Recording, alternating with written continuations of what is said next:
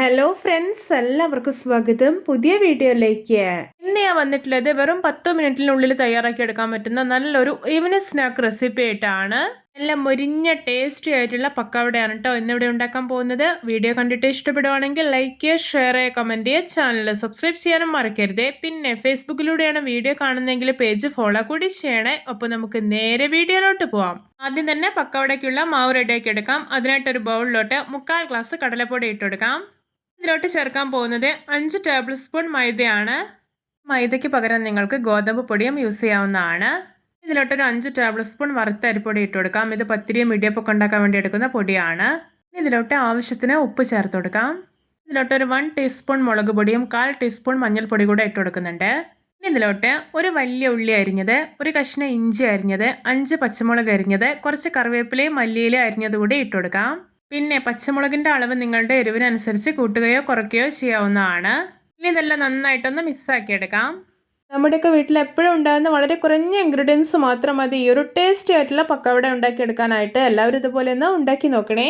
ഇനി ഇതിലോട്ട് കുറേശ്ശായിട്ട് വെള്ളം ഒഴിച്ചു കൊടുക്കാം. എന്നിട്ട് നല്ല പോലെ ഒന്ന് കുഴച്ചെടുക്കാം. വെള്ളം കുറേശ്ശായിട്ട് ഒഴിച്ചിട്ട് വേണം മാവ് കുഴച്ചെടുക്കാനായിട്ട്. അപ്പോഴേ മാവിൻ്റെ ശരിക്കുള്ള പാകം അറിയാൻ കഴിയൂ.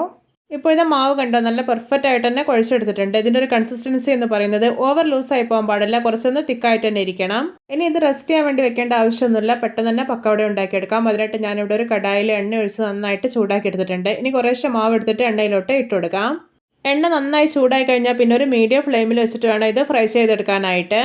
അപ്പോഴേ ഇതിൻ്റെ ഉള്ളൊക്കെ നല്ല പെർഫെക്റ്റ് ആയി തന്നെ കുക്കായിട്ടുള്ളൂ. ഇപ്പോൾ ഇതിൻ്റെ ഒരു സൈഡെല്ലാം ഒന്ന് മുരിഞ്ഞ് വന്നിട്ടുണ്ട്. ഇനി ഇതെല്ലാം ഒന്ന് തിരിച്ചിട്ട് കൊടുക്കാം. ഇപ്പോൾ കണ്ടോ, ഇതിൻ്റെ 2 സൈഡ് നന്നായിട്ട് തന്നെ മുരിഞ്ഞ് നല്ലൊരു ബ്രൗൺ കളറായിട്ടുണ്ട്. അപ്പോൾ ഇത് പാകമായിട്ടുണ്ട്. ഇതിനെ എണ്ണയിൽ നിന്ന് കോരി മാറ്റാവുന്നതാണ്. ഇത് നമ്മുടെ രുചികരമായിട്ടുള്ള പക്കവട റെഡി. നോക്കിയേ, കാണുമ്പോൾ തന്നെ കൊതി വരുന്നില്ലേ? ഇത് കാണാൻ തന്നെ എന്തൊരു ഭംഗിയാണല്ലേ. കാണുന്ന പോലെ തന്നെയാണ് കേട്ടോ കഴിക്കാനും. അടിപൊളി ടേസ്റ്റിയാണ്. പിന്നെ ഒട്ടും എണ്ണയൊന്നും കുടിക്കാത്ത പലഹാരം ആയതുകൊണ്ട് തന്നെ നിങ്ങൾക്ക് ഇത് ധൈര്യമായി തന്നെ ഉണ്ടാക്കി കഴിക്കാം. ഇത് കണ്ടോ, ഇതിൻ്റെ പുറമേയൊക്കെ എന്തോരം ക്രിസ്പി ആയിട്ടാണ് ഇരിക്കുന്നത്. ഉള്ളൊക്കെ നല്ല സോഫ്റ്റുമാണ്. ഇത് ഉണ്ടാക്കിയിട്ട് അപ്പോൾ തന്നെ നല്ല ക്രിസ്മസോടെ ഒരു ബ്ലാക്ക് ടീക്കൊപ്പം കഴിച്ചു നോക്കൂ, സൂപ്പർ ആയിരിക്കും.